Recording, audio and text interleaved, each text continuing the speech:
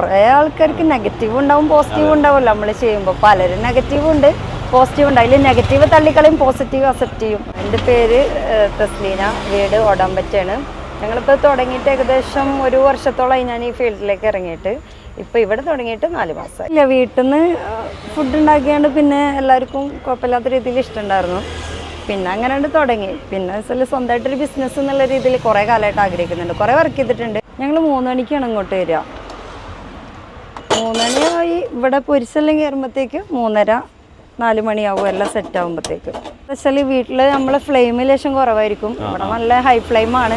പിന്നെ പുറത്തത്തെ ചൂട് already plastic എല്ലാം കൂടി ആകുമ്പോൾ നല്ല, പക്ഷെ അതെല്ലാം തരണം ചെയ്യാനുള്ള കാലിബർ ഉണ്ട്. അത് മുഖത്തുണ്ട്.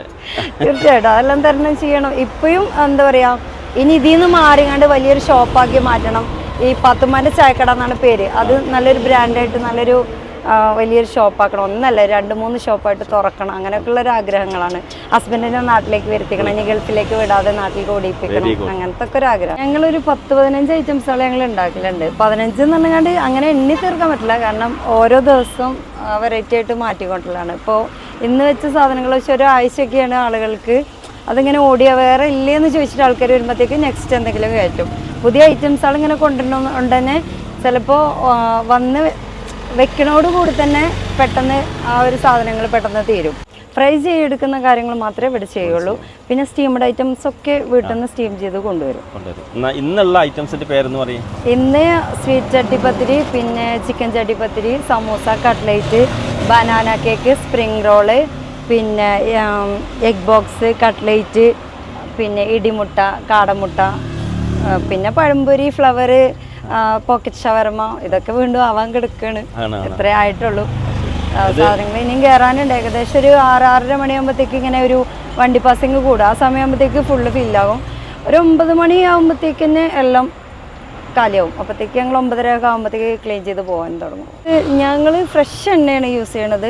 ഈ ചട്ടിക്ക് നോക്കിയാൽ തന്നെ അറിയാം, സാധാരണ ഒരുപാട് എണ്ണ പറഞ്ഞിട്ടാണ് ഏതൊരു ചായക്കടയിൽ പൊരിക്കുക. അപ്പോൾ എല്ലാവരും വിചാരിക്കും ഈ കുറച്ചുണ്ടെങ്കിൽ ഇതെല്ലാം കൂടി അങ്ങനെ പൊരിക്കണം. ആദ്യം 2 പാക്കറ്റ് മാത്രം പാരും. അത് കഴിഞ്ഞതിന് ശേഷം ആവശ്യമുണ്ടെങ്കിൽ മാത്രമേ ഇതാക്കുള്ളൂ. കാരണം നാളെ ഈ എണ്ണ യൂസ് ചെയ്യാതിരിക്കാൻ വേണ്ടിയിട്ടാണ്. ഇത് തീർത്തും ഇന്നത്തെ ആവശ്യങ്ങൾക്ക് തീർത്ത് കഴിഞ്ഞ് കഴിഞ്ഞാൽ പിന്നെ നാളെ ഈ എണ്ണ യൂസ് ചെയ്യില്ല.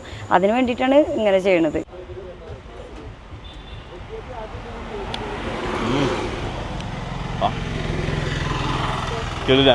അടിപൊളി കേട്ടോ.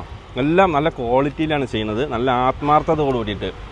അപ്പോൾ അതിൻ്റെ ലൊക്കേഷൻ എവിടെയെന്ന് പറഞ്ഞാൽ നമ്മുടെ പാണ്ടിക്കാട് നിന്ന് വണ്ടൂർ റോഡിൽ ഐനിക്കോട് പറഞ്ഞ സ്ഥലം. അപ്പോൾ എല്ലാവരും ഇവിടെ വന്ന് കഴിച്ച് എക്സ്പീരിയൻസ് ചെയ്ത് നോക്കി.